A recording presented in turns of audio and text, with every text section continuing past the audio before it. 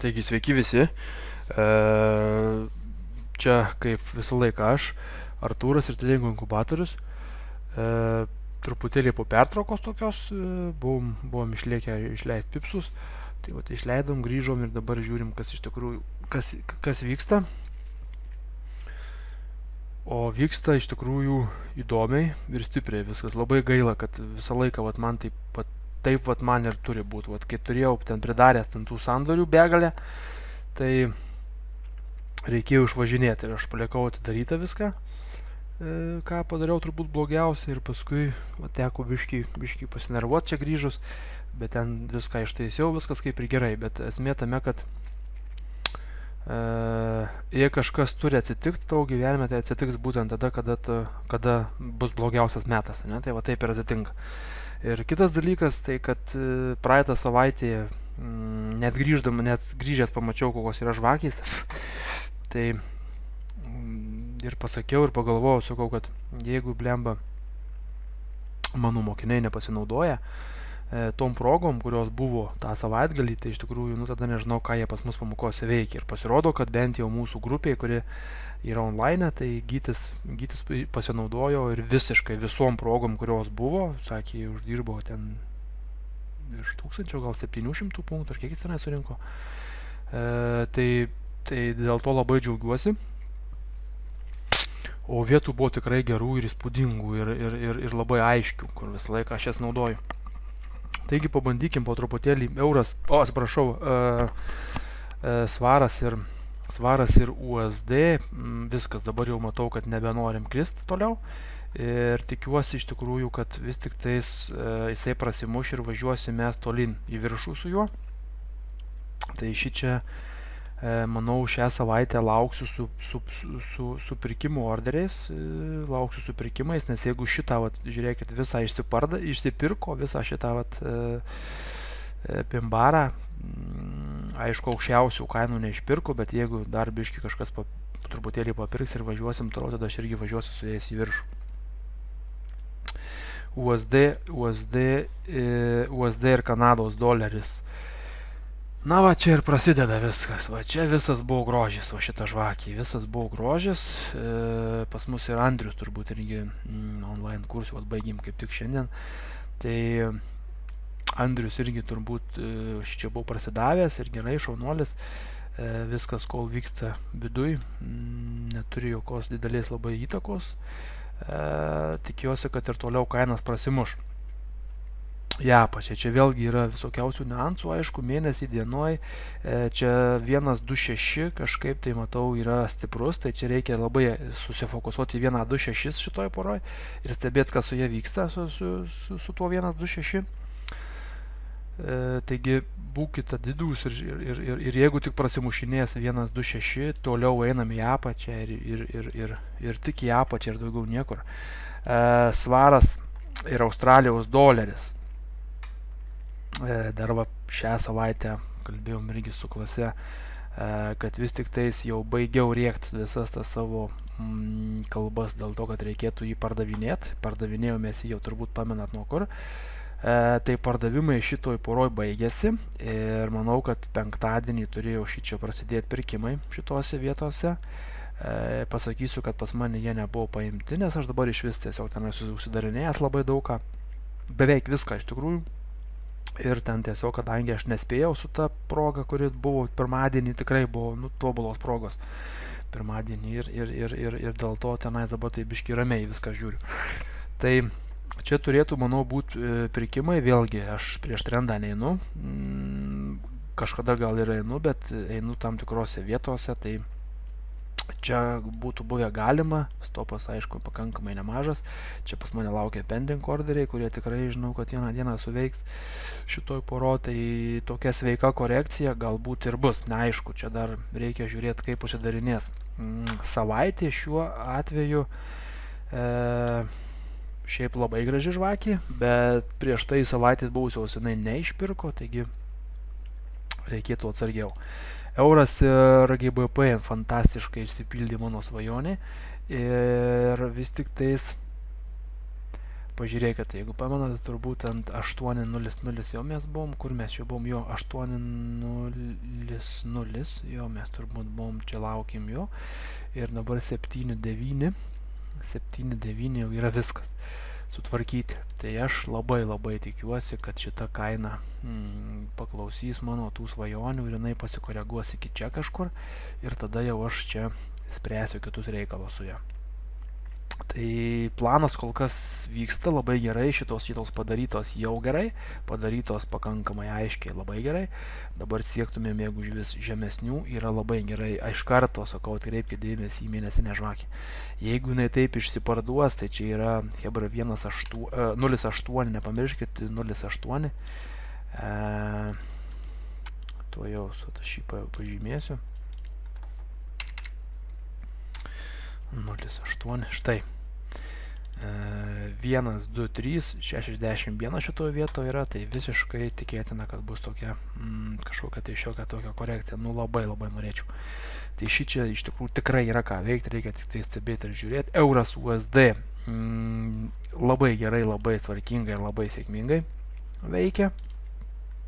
Savaitiniai, mėnesiniai uždarimai. Šita vieta yra labai svarbi, ne? Tai reiškiasi, po šitą vietą taip niekas ir nebuvo užsidarę.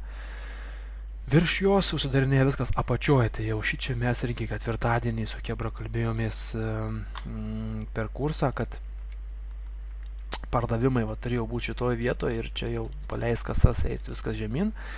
Aišku, čia su nedideliais stop lossais arba pending orderiais, vėlgi čia viskas vyktų realiai viduj, kainos viduj, tai aš nebūčiau už tokius sandorius ir ypatingai dar su šita pora, bet dėl sportiniais prekybos šį čia tarkim galima pasižaisti. Nu, bent jau signalas tai yra taip, kaip lygiava signalas buvo šitoje vietoje, pamenat, ir aš čia buvau pirkęs, taip lygiai signalas dabar yra šitoje vietoje, trumpalaikis, labai nedidelis.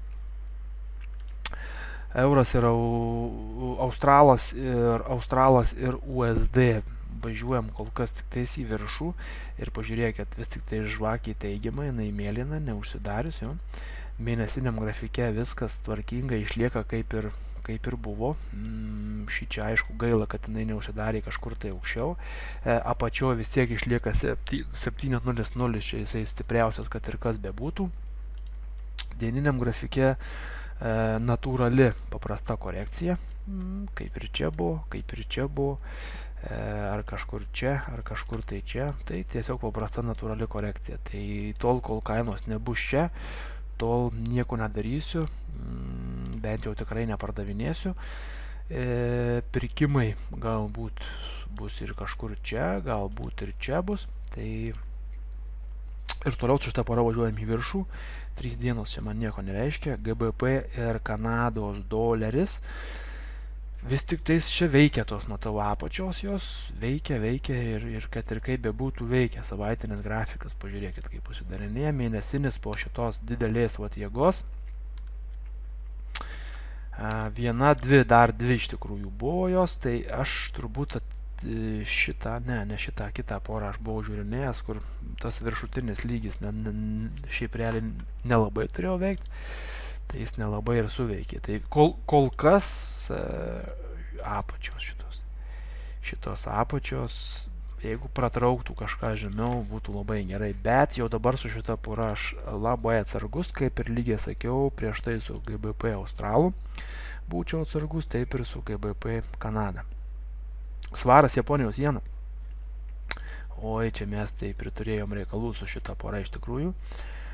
Kolega mano, čia mes čia. Nu, kas labiausiai, blogiausiai nepatinka man, tai negražiausiai. Tai vat, visa šita situacija, visa šita kombinacija. Kas žino price action, tai kad jinai tikrai nieko gero nežadanti tokia yra. Vėlgi, kiekviena tokia kombinacija iš tikrųjų turi būti kažkur. Jinai turi būti kažkur, ne ten, kur užeina žmogui, kad jinai būna atseit, jinai turi būti kažkur, tai šiuo atveju jinai, aišku, pagrindinėme impulse yra ir tai guodžia. Mėnesinis grafikas kol kas niekas kol kas nevyksta, viskas vyksta šito dideliai žvakiai, tai čia nereikėtų panikuoti, nes viskas čia kol kas vyksta čia, aišku, čia milžiniško kiekio atstumai yra, milžiniško kiekio punktai. Dieniniam grafike, kas man įstrigo,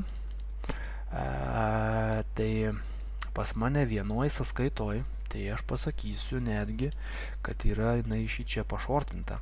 Dabar jau paimtas pending orderis, turėjo būti paimtas penktadienį, nes jau buvau uždėjęs pending orderį. Dėl ko? Dėl to, kad čia yra 1, 2, 3, čia yra 76,4 ir čia stopas yra pakankamai nedidelis. Jeigu jį prasimuš, bandysim vėliau jį įsitaisyti tose kažkur vietose, bet čia toks, sakyčiau, pakankamai saugus sandoris padarytas ir šitos jėgos manęs kol kas neišgąsdino, nes jos kaip tik dažnai daug ką išgąsdina ir tada galvoja, va čia jau viskas. Aš kaip tik čia turiu pardavęs, aišku, gal neprotinga, reikėjo gal palaukti vienos kažkokios tai neigiamos žvakės, bet vėlgi, tie, kur sako konservatyviai prekiauti reikia, tai aš jiems pasakyčiau, kad reikia matematiką pirmiausia pasiskaičiuoti.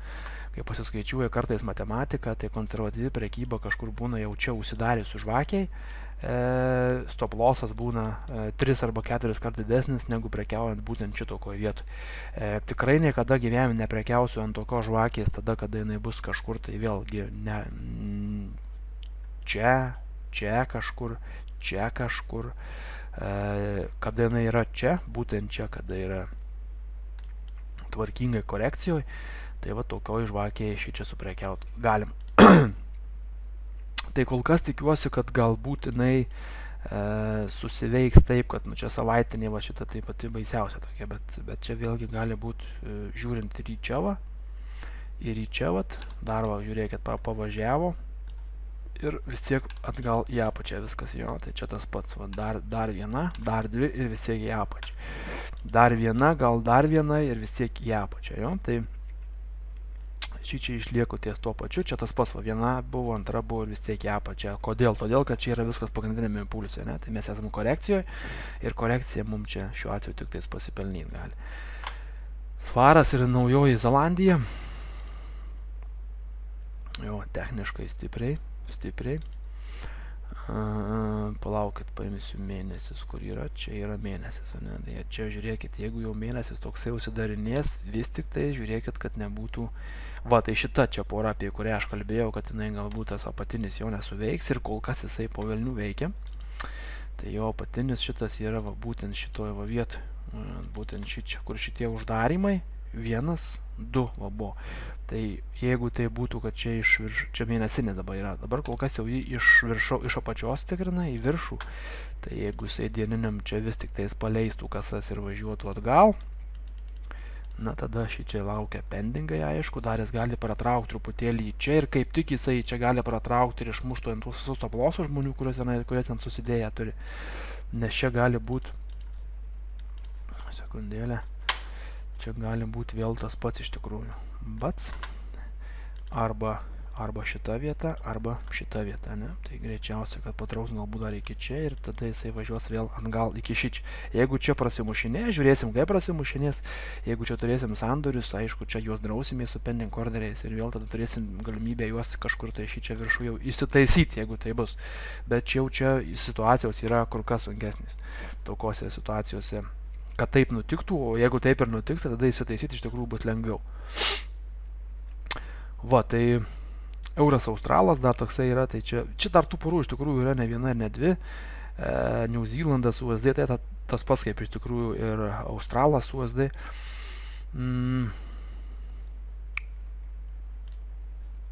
Kažkam galbūt įdomu yra nafta. Na, bent jau pas mane kolega tai prekiauja su nafta, tai aš tiesiog pasakysiu savo nuomonę. Tai yra daromos aukštesnės.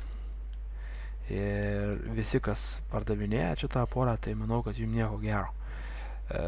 Kol aukštesnės daromos, tol ją reikėtų pirkti. Ant dienos matau, kad 200 šitoj vietoj. Magnetas tikrai pritrauks dar ją iki čia, o nuo šitos vietos tada jau bus galima svarstyti.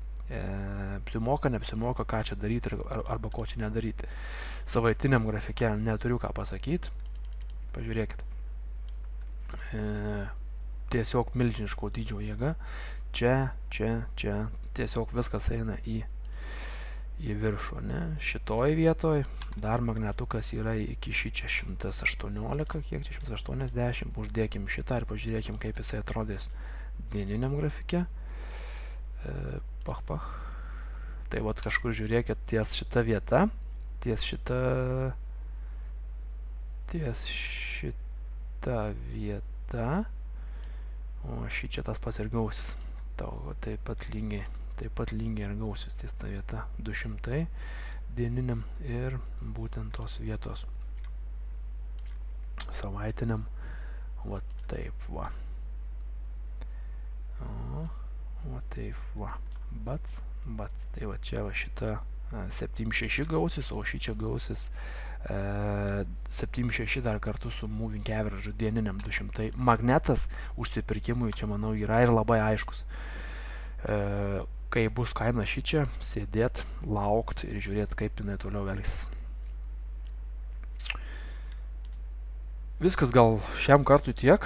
Tai tiek apžvalgos. Tikrai markete yra ką veikti. Tikrai yra ką veikti. Yra daug visokiausių variantų. Techniškai labai gražiai viskas paišosi ir prekiauti tikrai yra ką. Pasakysiu, kad prekybai tai yra pats įkarštis. Ir nėra čia jokių palauk, sustok. Yra tikrai ką dirbti. Tik tais išsirinkti reikia iš šitiek porų, tai tikrai yra ką prekiauti. Viskas šiandien tiek. Susimatysim ateinančią savaitę. Ir gerosios prekybos, būtinai valdykit riziką.